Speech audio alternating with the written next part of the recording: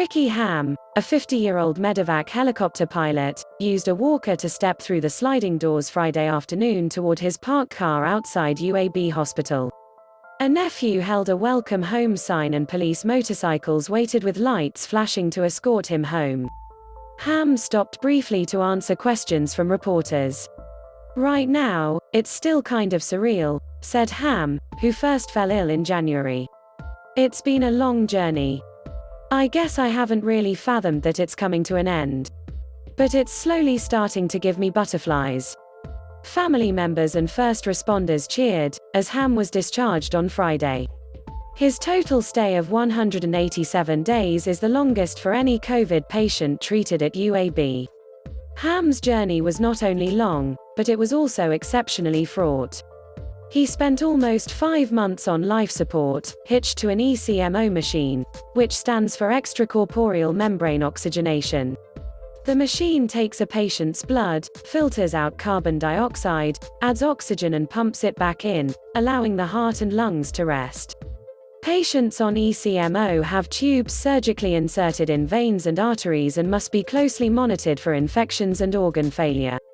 ECMO is a complicated, complex procedure, said Dr. Keith Wille, medical director of the adult ECMO program at UAB. "It's invasive and not much fun for the patient. In this case, it saved his life. But trust me, you do not want to go on ECMO." Hamm not only spent more than 6 months in the hospital, he spent a total of 147 days on ECMO, far longer than the average patient. Hamm left the hospital with an oxygen tank and hearing aids.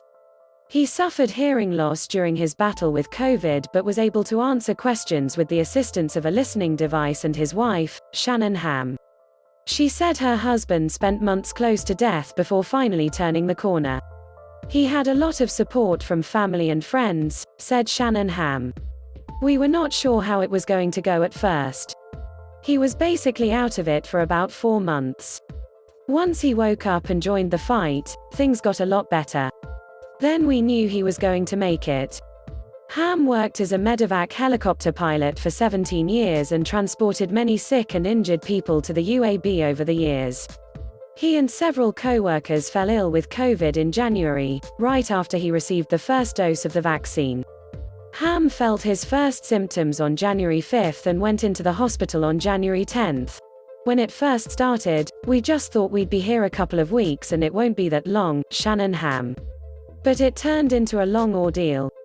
Hamm said he believed he was already infected with the virus when he received the shot and urged people in Alabama to do everything they can to avoid getting COVID, including getting the vaccine.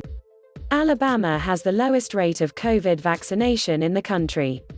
"I believe in the vaccine," he said. "I believe I already had the virus before I got the vaccine, before it could work to protect me."